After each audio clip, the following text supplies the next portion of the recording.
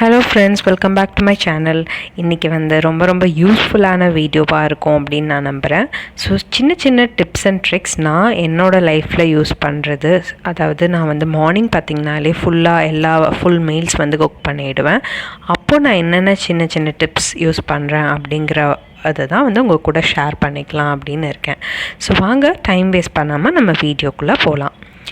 So morning first பார்த்ததுமே என்னோடய night தூங்கப்படுறதுக்கு முன்னாடியே நான் இந்த மாதிரி அரிசி பருப்பு நைட்டே என்ன டின்னர் மார்னிங்க்கு பிரேக்ஃபாஸ்ட் அப்படின்னு நான் யோசிச்சிட்டேன்னா, டின்னர் முடிஞ்சோடனே எல்லாம் கிச்சன்லாம் க்ளீன் பண்ணிவிட்டு அதுக்கு அடுத்த நாள் தேவையான அரிசியோ இல்லை பருப்பும் ஒரு பவுலில் எடுத்து வச்சிட்டிங்கன்னா உங்களுக்கு அது ரொம்ப டைம் சேவிங்காக இருக்கும். ஸோ காலையில் எழுந்திரிச்சோடனே தண்ணி ஊற்றி சோக் பண்ணலாம். அண்ட் இன்னொன்று பார்த்திங்கன்னா, நீங்கள் இந்த மாதிரி நான் ரசம் பண்ணுறதுக்கான பவுலை வாஷ் பண்ணி ஹேண்டியாக பக்கத்துலேயே வச்சுருவேன்.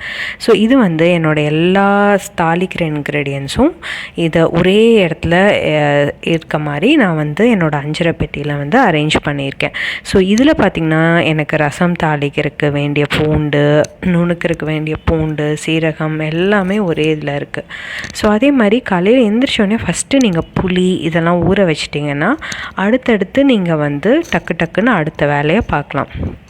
ஸோ இந்த மாதிரி ஃபஸ்ட்டு எழுந்திரிச்சோடனே ரசத்துக்கு கொஞ்சம் புளி அண்டு சாம்பாருக்கு கொஞ்சம் புளி அண்ட் நான் எப்பயுமே சின்ன வெங்காயம் ஃபஸ்ட்டே கட் பண்ணி உரித்து வச்சுருவேன். அண்ட் நீங்கள் குப்பை போடுறக்கும் இந்த மாதிரி ஒரு பவுல் வச்சுக்கிட்டிங்கன்னா எல்லா இடத்துலையும் குப்பை போட மாட்டோம். ஸோ இன்னொன்று, சின்ன ப்ரெஷர் குக்கர் யூஸ் பண்ணிங்கன்னா உங்களுக்கு ஈஸியாக இருக்கும் பருப்புலாம் வேகறதுக்கு. ஸோ இப்போ நான் எல்லாத்தையும் செக்ரிகேட் பண்ண போகிறேன்.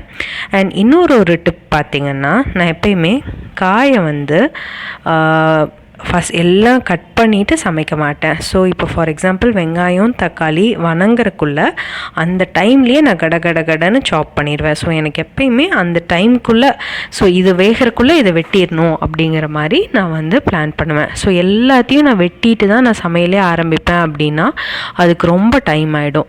ஸோ இந்த மாதிரி இப்போது இது ரெண்டும் கேஸில் இருக்குது. ஸோ கேஸில் எனக்கு வேறு அந்த இதில் வேறு எதுவுமே செய்ய முடியாதுங்கையில் இப்போ நான் ரசத்துக்கு புளியெல்லாம் கரைச்சி ரெடியாக, தக்காளியெல்லாம் கரைச்சி ரெடியாக வச்சுக்குவேன். ஸோ இந்த மாதிரி நீங்கள் எந்த டைமில் இப்போ எல்லாம் ஆக்குப்பைடாக இருக்கையில் இந்த வேலை பண்ணையில் உங்களுக்கு கொஞ்சம் டைம் சேவ் பண்ண முடியும். ஸோ இதுக்குன்னு நான் எந்த டைமுமே எடுத்துக்கல.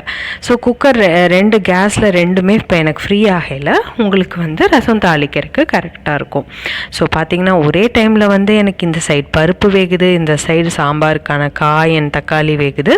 அந்த டைமில் நான் ரசத்துக்கு தேவையான சாமானெல்லாம் இடித்து இப்போ இது பண்ணி பவுட்ரு பண்ணி வச்சுக்க போகிறேன்.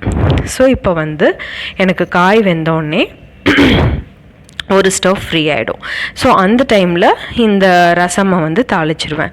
ஸோ இந்த மாதிரி நீங்கள் ஒரு சீக்வென்ஸாக பண்ணிங்கன்னா உங்களுக்கு ரொம்ப ஈஸியாக அண்ட் இப்போது அடுத்து கேஸில் என்ன வைக்கலாம் அப்படிங்கிறதுக்கான ஐட்டம்ஸை ரெடியாக நீங்கள் வச்சுருந்தீங்கன்னா உங்களுக்கு இந்த ஒர்க் எடுத்து இந்த ஒர்க்குன்னு அப்படியே டக்குன்னு உங்களுக்கு வேலை நடந்துகிட்டே இருக்கும். எங்கேயுமே உங்களுக்கு வெயிட்டிங் டைமே இருக்காது. ஸோ இப்போ எனக்கு ஒரு கேஸ் ஃப்ரீ ஆனோடனே நான் உடனே ரசம் தாளிக்கிறதுக்கு ரெடியாக எல்லாம் நம்ம வச்சுருந்தோம். ஸோ ரசம் தாளிச்சாச்சு அண்ட் எல்லாமே அக்சசபிளாக பக்கத்துலேயே வச்சுருந்தோம். ஸோ இப்போ குக்கர் ப்ரெஷர் ரிலீஸ் ஆகிறதுக்குள்ளே எனக்கு இந்த காய் இதெல்லாம் வதங்கிருச்சு. ஸோ இப்போ இது வெயிட் ரிலீஸ் ஆனோடனே இதில் போட்டு பெரிய குக்கரில் மாற்றிடுவேன். ஸோ இப்போது 3 நிமிஷம்தான் ஆகும் எனக்கு ரசம் கொதிக்கிறதுக்கு. ஸோ 3 நிமிஷத்தில் ரசம் கொதிச்சிருச்சு, அதுக்குள்ளே வெயிட்டும் ரிலீஸ் ஆகிடுச்சு. ஸோ இப்போ எல்லாத்தையும் ஒரு பெரிய குக்கரில் ட்ரான்ஸ்ஃபர் பண்ணிவிட்டு, ஏன்னா சின்ன குக்கரில் இந்த கெப்பாசிட்டி பத்தாது. ஸோ அந்த தண்ணி இப்போ குக்கரில் கொஞ்சம் தண்ணி விட்டு இதுலேயும் தண்ணி விட்டு புளி காய்ச்சல்லாம் ஊற்றி நம்ம இது பண்ண போகிறோம். ஸோ பேரலாக எனக்கு பார்த்திங்கன்னா நான் லெமன் ரைஸ் செய்ய போகிறேன் பசங்களுக்கு பேக் பண்ணுறதுக்கு.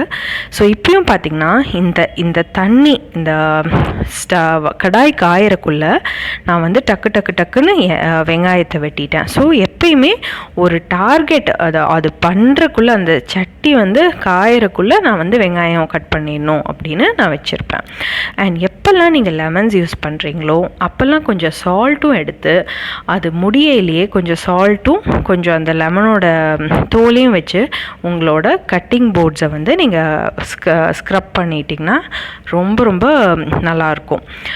எப்பயுமே லைஃப் லாங் பொலிவோடு இருக்கும்.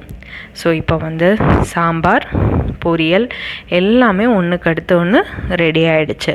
ஸோ பார்த்திங்கன்னா நான் வந்து அப்படியே எதுக்குமே டைம் வேஸ்ட் பண்ணல. ஸோ சாம்பார் ரெடி ஆகிறக்குள்ளே அடுத்த வெஜிடபிள்ஸை கட் பண்ணிட்டேன். அடுத்து ரசம் வந்து குக்கர் ரிலீஸ் ஆகிறக்குள்ளே ரசம் தயார் பண்ணி.